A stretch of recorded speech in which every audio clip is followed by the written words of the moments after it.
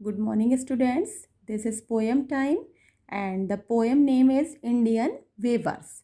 The poem name is Indian Weavers, and the poetess name is Sarojini Naidu. The poetess of this poem is Sarojini Naidu. She is known as Nightingale of India. Sarojini Naidu is known as Nightingale of India. This poem has 3 stanzas. Look here, this poem has 3 stanzas, 1, 2 and 3. This poet consists of a discussion between the poet and Indian weavers. Weavers are the persons who makes the cloths and don't stitch the cloth. Weavers वो लोग होते हैं जो कि clothes को यानी कि कपड़ों को बनाते हैं.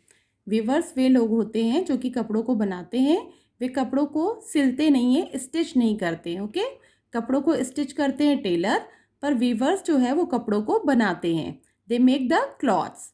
Now in this poem, there are 3 stages in our life. In this poem, we will discuss about the 3 stages in our life.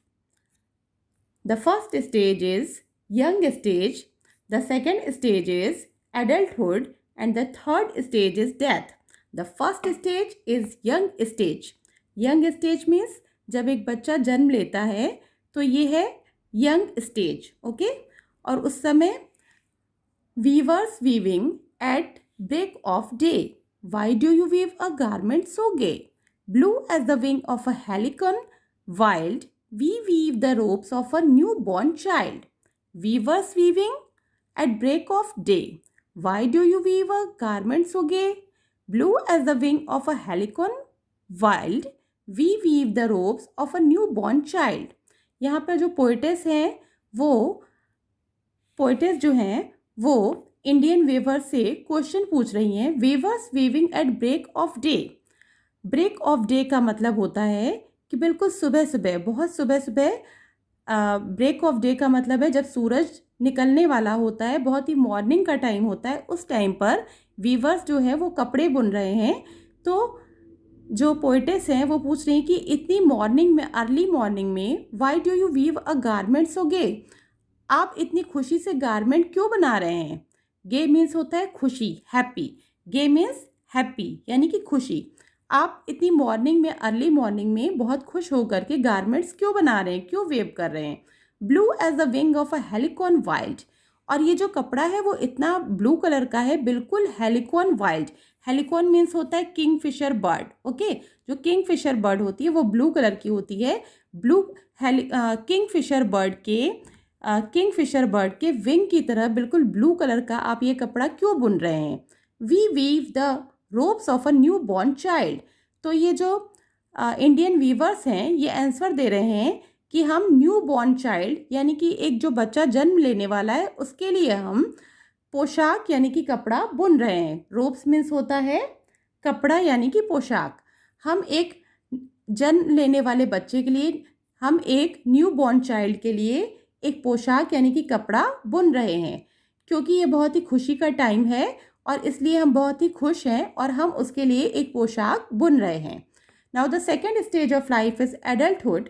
ये जो एडल्टहुड है ये सेकेंड स्टेज है लाइफ की, जब बहुत सारी रिस्पॉन्सिबिलिटीज़ आ जाती हैं और ये मैरिज का भी टाइम होता है और बहुत सारे स्ट्रगल का भी टाइम होता है.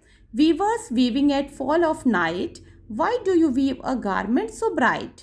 अब पोइटेस जो हैं वो इंडियन वीवर्स से पूछ रही हैं, weavers weaving at fall of night. अब रात होने वाली है, अभी रात हुई नहीं है बट रात होने वाली है. फॉल ऑफ नाइट का मतलब रात होने वाली है.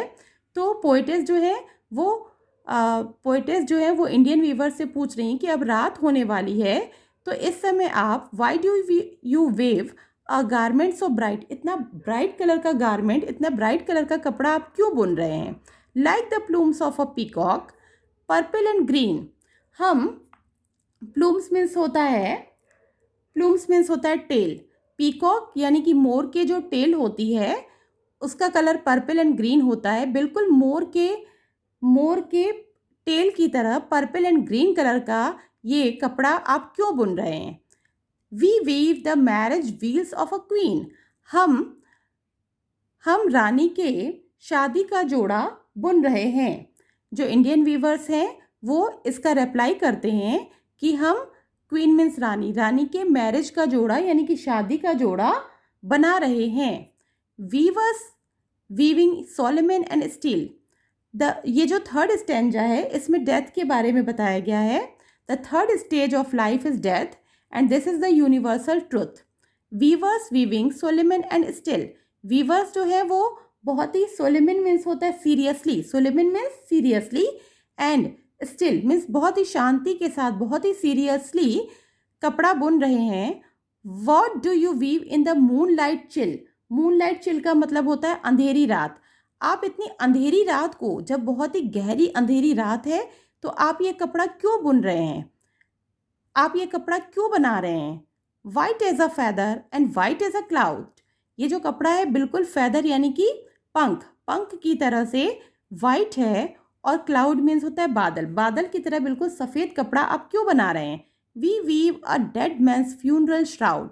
हम एक डेड मैन यानी कि मरे हुए इंसान के, फ्यूनरल मीन्स होता, फ्यूनरल श्राउड मीन्स होता है कफन का कपड़ा.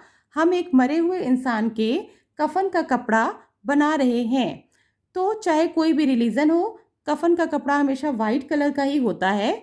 तो ये जो फ्यूनरल श्राउड है वो हम बना रहे हैं, और इसीलिए हम बिल्कुल भी खुश नहीं हैं. हम इस समय इसलिए हम बहुत ही सीरियसली और बहुत ही शांति से ये फ्यूनरल श्राउड है यानी कफन का कपड़ा है वो हम बना रहे हैं. तो इस पोयम में ये जो तीनों स्टेज हैं लाइफ के, ये बहुत ही ब्यूटीफुली एक्सप्लेन किए गए हैं एक कपड़े की हेल्प से, कि किस किस स्टेज में कौन कौन से कपड़े होते हैं, ये इस पोयम में बताया गया है. So this poem is very beautiful and it has explained very beautifully by the poetess Sarojini Naidu. The three stages of the life are explained very beautifully in this poem.